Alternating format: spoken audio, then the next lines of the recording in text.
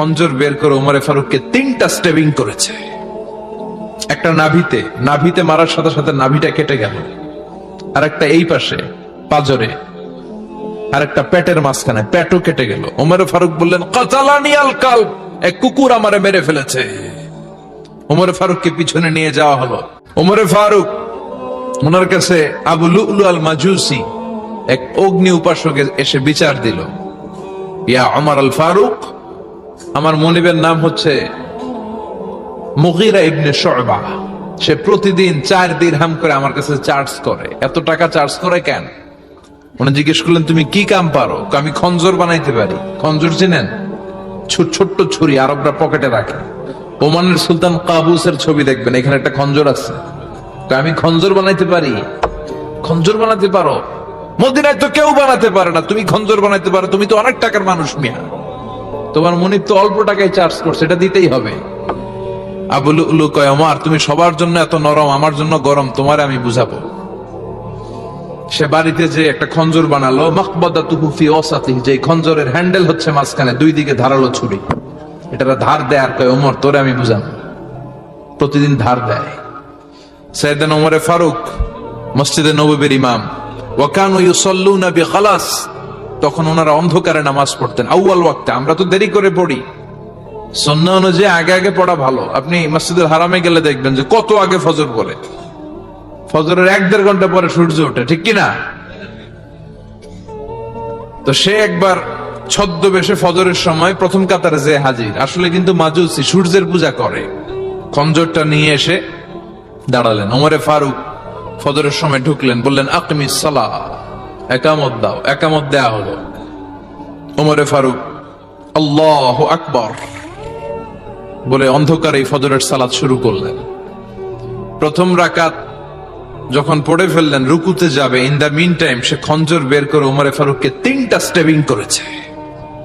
একটা নাভিতে মারার সাথে সাথে নাভিটা কেটে গেল, আর একটা এই পাশে পাজরে, আর একটা পেটের মাঝখানে, পেটও কেটে গেল। ওমরে ফারুক বললেন, কাতালানি আল কালব, এক কুকুর আমারে মেরে ফেলেছে। ওমরে ফারুককে পিছনে নিয়ে যাওয়া হলো। আব্দুর রহমান ইবনে আউফকে টেনে ইমামতির জায়গায় নেওয়া হলো। আর সে কাতারের মাঝখান দিয়ে খঞ্জর ঘুরাতে ঘুরাতে আগাতে লাগলো। ওর খঞ্জরের আঘাতে 7 থেকে 8 জন সাহাবী স্পট ডেথ, জায়গায় শেষ। ওমরে ফারুক বেহুশ।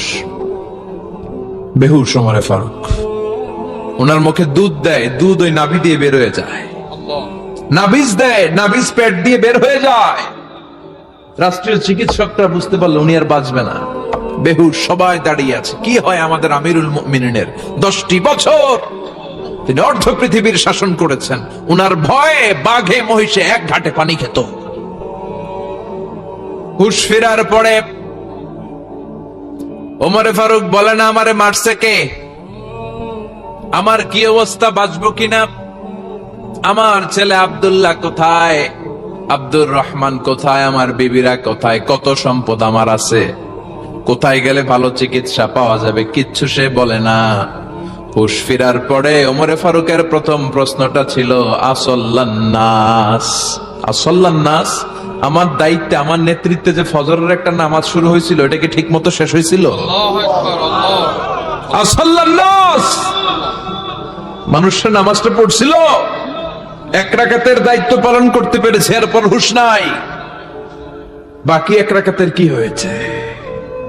মুসল্লিদের কি হয়েছে? সালাতটা ওয়াক্ত মতো হয়েছে কিনা? আসল্লান নাস, এটা ছিল ওমরে ফারুকের প্রশ্ন। সুবহানাল্লাহ কইবেন না? তাহলে এই সালাতের গুরুত্ব আছে না নাই? সর্বপ্রথম এই সালাতের ব্যাপারে in the day of judgement আমাদেরকে প্রশ্ন করবে কে? সালাত কায়েম করো, সালাত কায়েম করো, হবে সম্মানী তুমি, হবে জান্নাতি তুমি, হবে সম্মানী তুমি, হবে জান্নাতি তুমি। দিবে কাল হাসরে শীতল ছায়া আরশে আজিম, রব্বিয়াল আলা, রব্বিয়াল আযীম, রব্বিয়াল আলা, রব্বিয়াল আযীম। সুবহানাল্লাহ পড়েন। এজন্য নামাজ নামাজ, এই নামাজ যাতে মিস হয়ে না যায়। সব মিস হতে পারে, নামাজ মিস হতে পারে না। আল্লাহ তুমি বুঝার তৌফিক দান করো। পাপ নাই, গুনাহ করি নাই, এরকম কেউ আছি? কথা বলেন, কত পাপ করছি কোনো হিসাব আছে? পৃথিবীর কেউ না জানলেও জানে কে? পৃথিবী না জানুক আমি তো জানি, আমি কি পাপ করেছি হায়, আমার পাপের করলে বিচার, বাঁচার আমার নাই উপায়, দয়াময় প্রভু মাফ করো আমায়, মাফ করো আমায়। পড়েন আমিন। আমাদের পাপগুলো ক্ষমা করে কে? চিল্লায় বলেন কে? আল্লাহ ডেকে বলে, গোলাম আমি হলাম গাফিরুয যামব কাবিলুত তাওব। আমার কাজ হলো ক্ষমা করা, আমার কাজ হলো তওবা কবুল করা। শয়তানের কাজ হলো ওয়াসওয়াসা দেওয়া, আমাদেরকে ভুল পথে নিয়ে যাওয়া, আর আমাদের কাজ হলো ভুল করে ফেলা। আল্লাহর কাজ হলো ভুলগুলো মাফ করে দেয়া।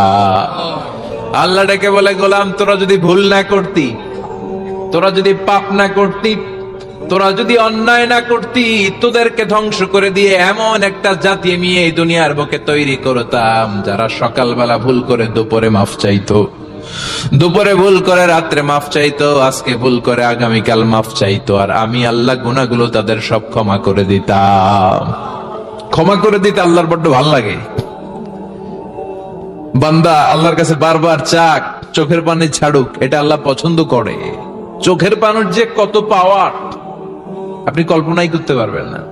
অনুশোচনার চোখের পানি চোখ বেয়ে নাকের ডগা পেয়ে জমিনে পড়ার আগেই আল্লাহ এই বান্দারে মাফ করে দেয়। বিশ্বনবী ডেকে বলে, ও আমার উম্মতেরা শোনো, আল্লাহর কাছে দুনিয়ার মানুষদের দুই ফোঁটা পানি সবচেয়ে প্রিয়।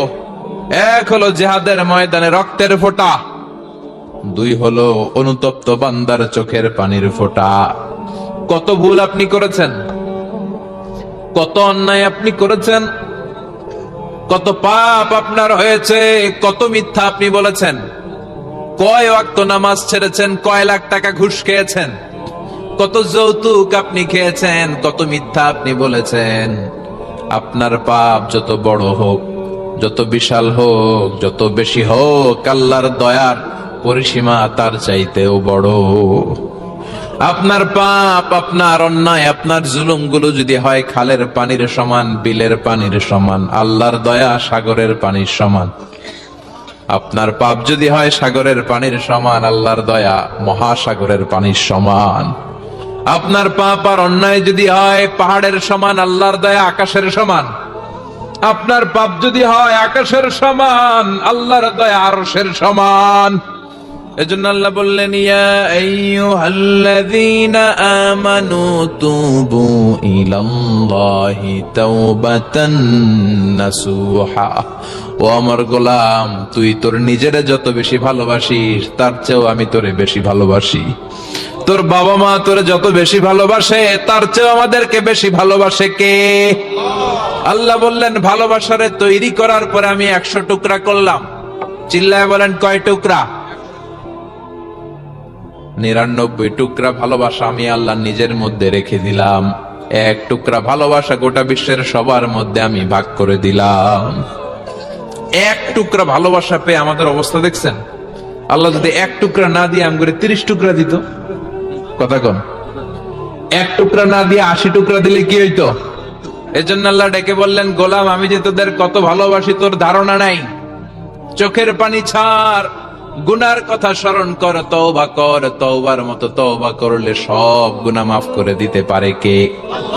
বিশ্বনবী বলে, আমার কোনো গুনাহ নাই, তারপরেও প্রতিদিন 70 বারেরও বেশি আমি তওবা করি।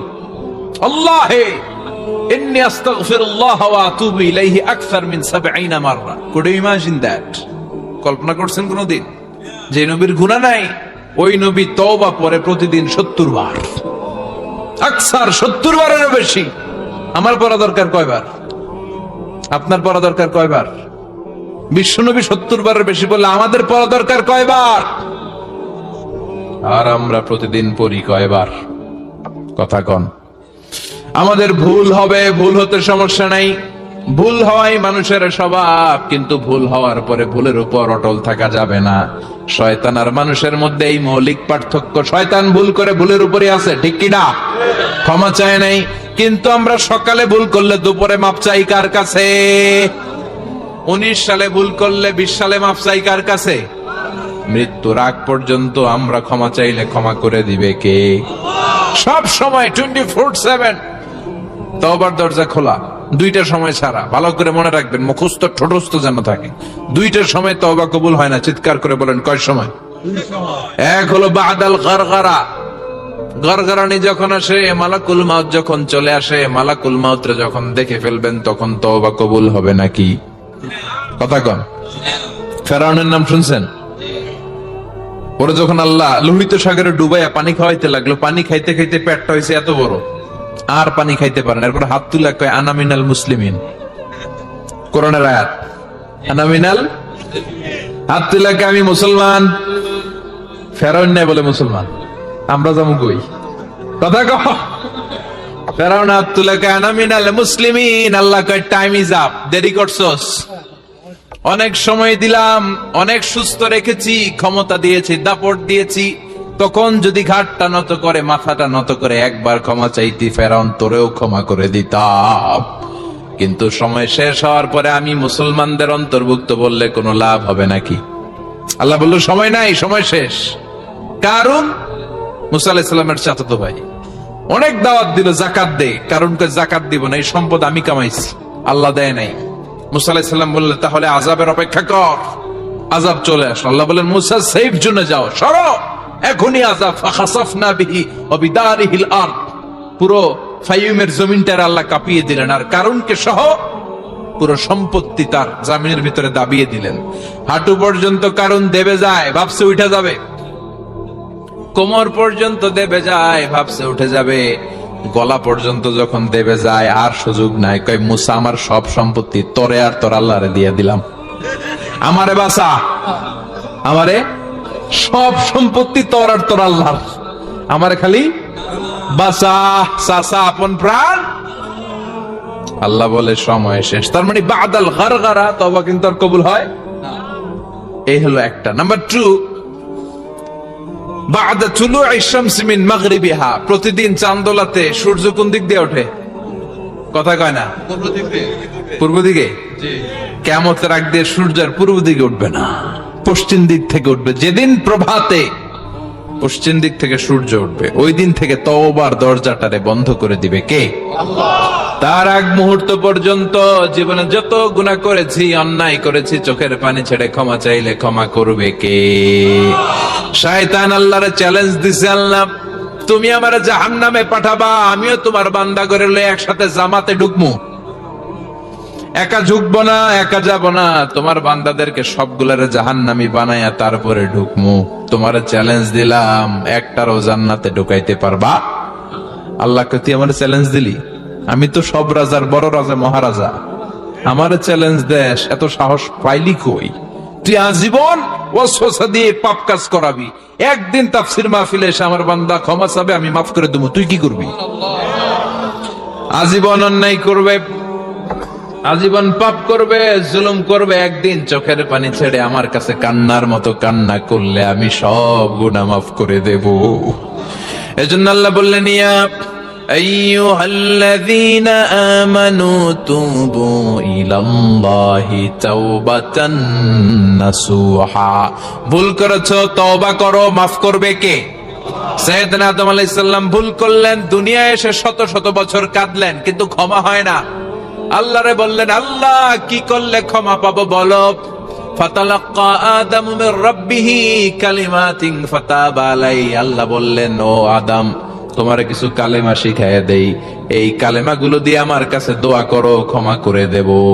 আল্লাহ শিখাইয়া দিলেন, ও আদম 2 হাত তুলে চোখের পানি ছেড়ে আমার কাছে পড়ো, রব্বানা, পড়েন রব্বানা যালামনা আনফুসানা ওয়া ইল্লাম তাগফির লানা ওয়া তারহামনা লানাকুনান্না মিনাল খাসিরিন। এটা শেখাইতেছিল আল্লাহ।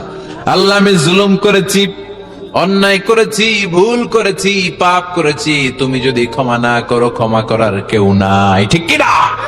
আমরাও পাপ করলে এই দোয়াটা পড়ার দরকার আছে না নাই?